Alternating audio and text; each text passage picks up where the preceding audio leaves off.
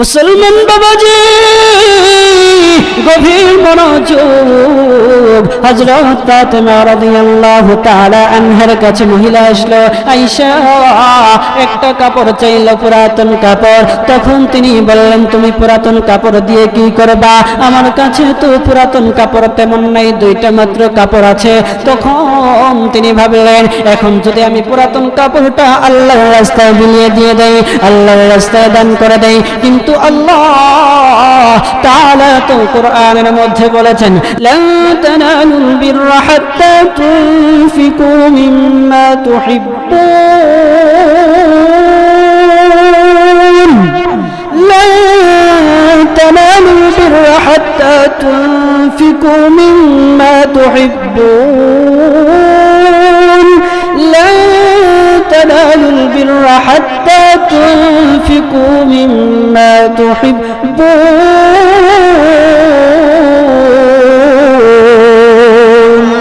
যে আল্লাহর রাস্তায় নিজের প্রিয় জিনিসটা আল্লাহর রাস্তায় দান যতক্ষণ পর্যন্ত করবে না, সে ততক্ষণ পর্যন্ত সওয়াবের অধিকারী হবে না। তখন তিনি এই আয়াতটা পড়তে লাগলেন, আর তিনি পড়তে নতুন জামাটা ওই মহিলাকে দিয়ে দিলেন। আল্লাহু আকবার, আর জোরে বলেন আল্লাহু আকবার। মহিলাটা নতুন জামাটা নিয়ে চলে গেল। ঘরের মধ্যে আর কয়েকজন মহিলা ছিল। মহিলা ডেকে ডেকে বলতেছে, ও ফাতেমা,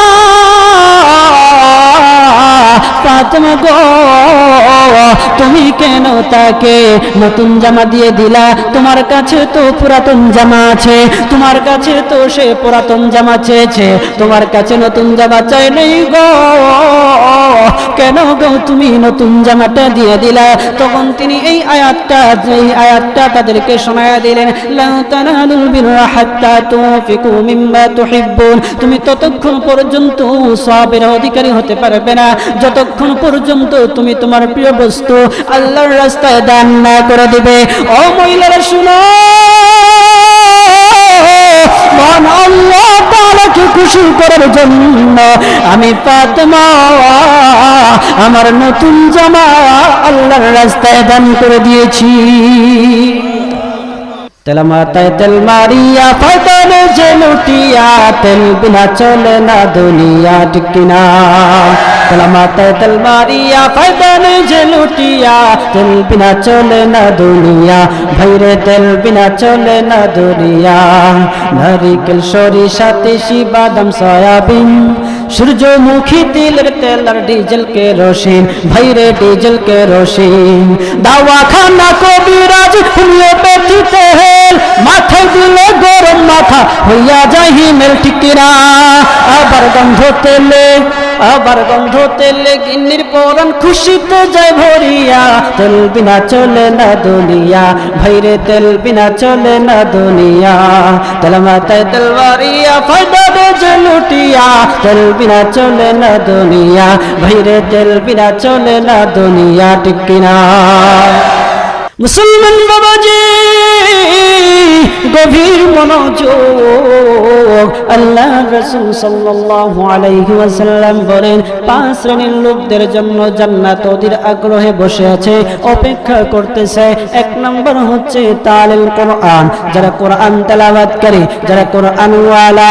আমাদের দুঃখের বিষয় হলো জান্নাতে যাওয়ার মাধ্যম হচ্ছে কোরআন, অথচ আমরা কোরআন তেলাওয়াত অনেকেই জানি না, অনেকেই কোরআন পড়তে পারি না, কোরআন শিক্ষা করার জন্য আগ্রহ নাই।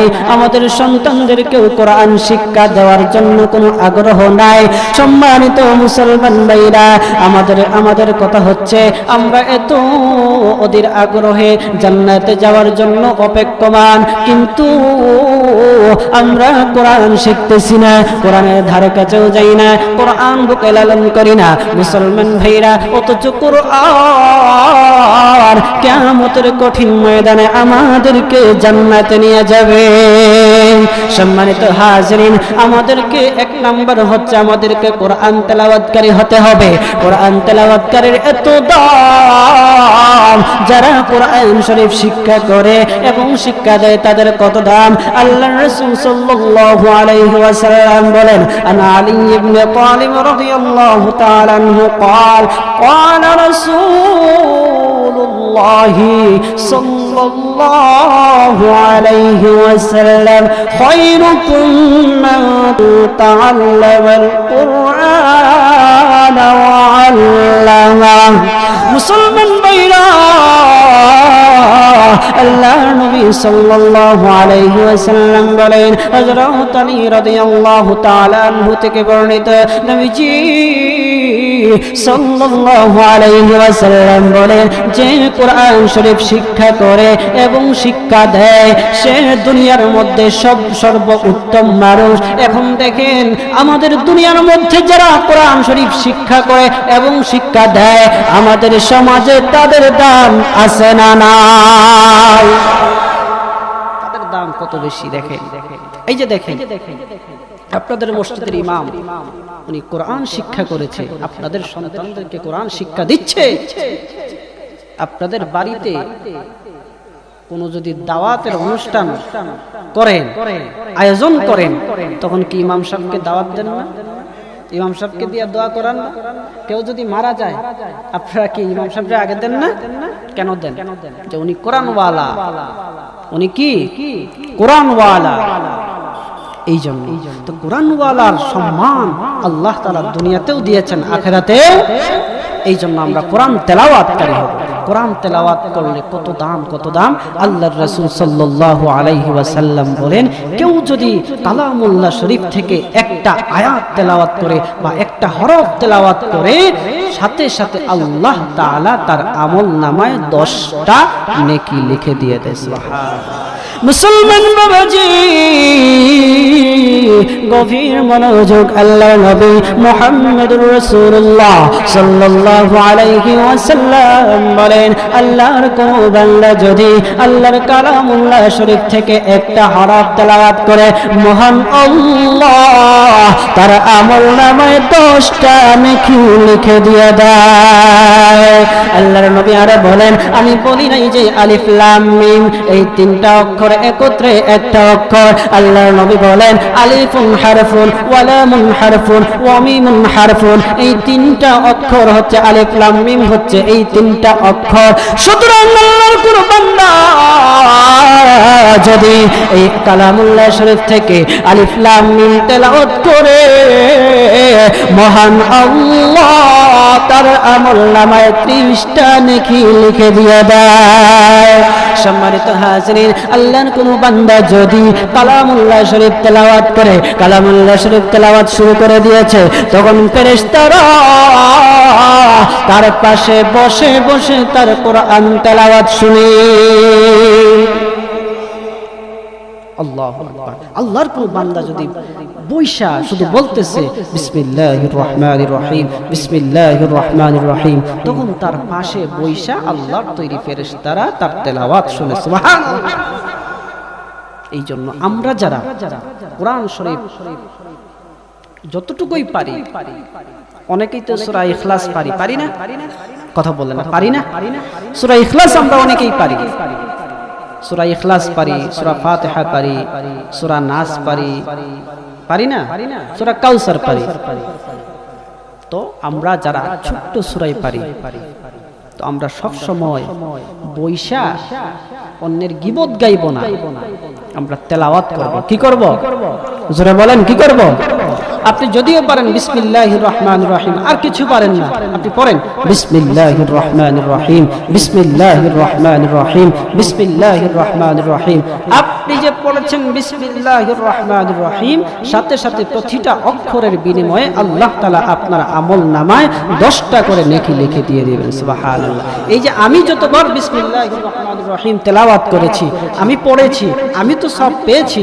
আপনারা যারা শুনছেন যতবার শুনছেন ততবারে প্রতি অক্ষরের বিনিময়ে 10টা করে নেকি আল্লাহ তাআলা আপনার আমলনামায় দিয়ে দিয়েছেন। সুবহানাল্লাহ।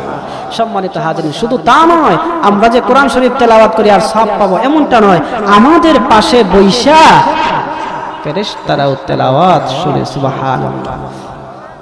হযরত আবু সাঈদ খুদরি রাদিয়াল্লাহু তাআলা আনহু থেকে বর্ণিত নবীজি সাল্লাল্লাহু আলাইহি ওয়াসাল্লামের এক সাহাবী উসাইদ ইবনে হুযাইর রাদিয়াল্লাহু তাআলা আনহু উনি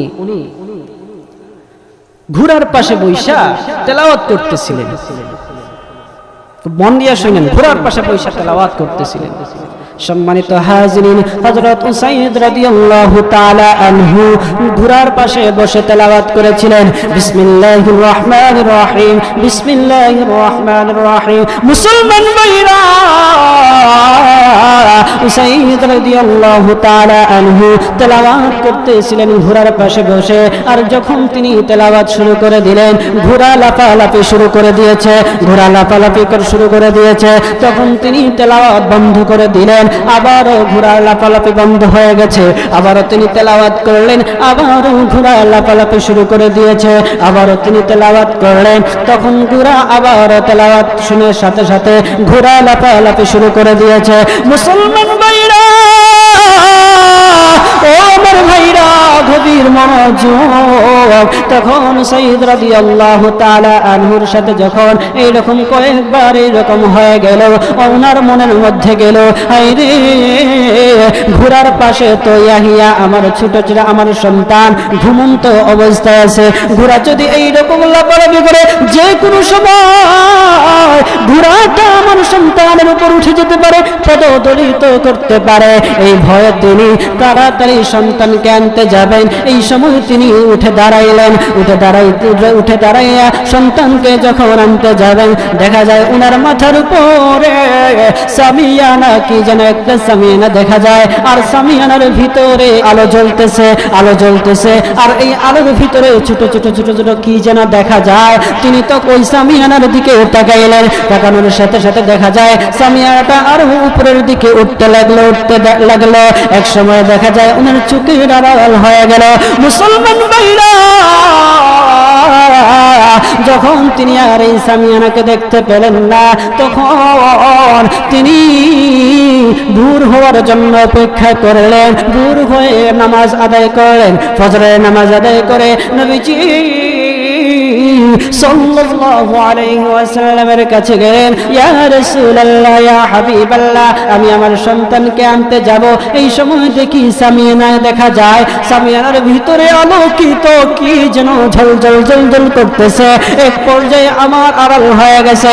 তখন নবীজি সাল্লাল্লাহু আলাইহি ওয়াসাল্লাম বলেন, ও হুজাইর, তুমি আরো তেলাওয়াত করতে থাকতে, তেলাওয়াত করতে থাকতে। তখন তিনি বলেন, হ্যাঁ আমি তেলাওয়াত করতেছিলাম। আমি যখন তেলাওয়াত করতে যাই, তখনই দেখা যায় ঘোড়া লাফালাফি শুরু করে দেয়। তখন নবীজি সাল্লাল্লাহু আলাইহি ওয়াসাল্লাম বললেন, আরে তুমি তেলাওয়াত করতে থাকতে। নবীজি সাল্লাল্লাহু আলাইহি ওয়াসাল্লামের কথা শুনে তখন তিনি বললেন, আমি আরো তেলাওয়াত করতেছিলাম, কিন্তু আমার সন্তানকে যদি পদপিষ্ট করে দেয়, এই ভয়ে আমি, ইয়া রাসূলুল্লাহ, এই ভয়ে আমি আমার সন্তানকে উঠে নিয়ে আসবো। এমন সময় আমার এই সামিয়ানাটা দেখতে পেলাম, কিন্তু একটু পরে আর দেখতে পাইলাম না। ইয়া রাসূলুল্লাহ, ইয়া হাবিবাল্লাহ, এইটা কি? আল্লাহর নবী বললেন, হুজাইর, ও ইবনে হুজাইর রে, তুমি যে তেলাওয়াত করেছো, তোমার পাশে বসে বসে আল্লাহর তৈরি ফেরেশতারা তেলাওয়াত শুনতেছিল। আল্লাহু আকবার। তখন আল্লাহর নবী বলেন, এ উসাইদ ইবনে হুজাইর, এই যে তেলাওয়াত শুনতেছিল, তুমি যদি ভোর পর্যন্ত তেলাওয়াত করতে থাকতে, তাহলে ফেরেশতারা ভোর পর্যন্ত তোমার তেলাওয়াত শুনতো।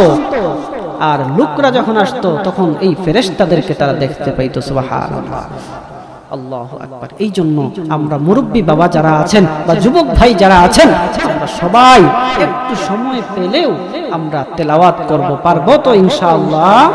জোরে বলেন ইনশাআল্লাহ। মুরব্বী বাবারা অনেক সময় তো বসে বসে থাকেন, আর তো কিছু কাজ নাই। অনেক সময় শরীরে ধরে গেছে, এখন কি করবেন? সারাক্ষণ বারান্দায় বসে থাকেন বা দোকানে বসে থাকেন। আপনি বসে আছেন, পড়েন বিসমিল্লাহির রহমানির রহিম, কুল হুয়াল্লাহু আহাদ, আল্লাহুস সামাদ, লাম ইয়ালিদ ওয়া লাম ইউলাদ ওয়া লাম ইয়াকুল লাহু كفوا أحد بسم الله الرحمن الرحيم قل هو الله أحد الله الصمد لم يلد ولم يولد ولم يكن له كفوا أحد بسم الله الرحمن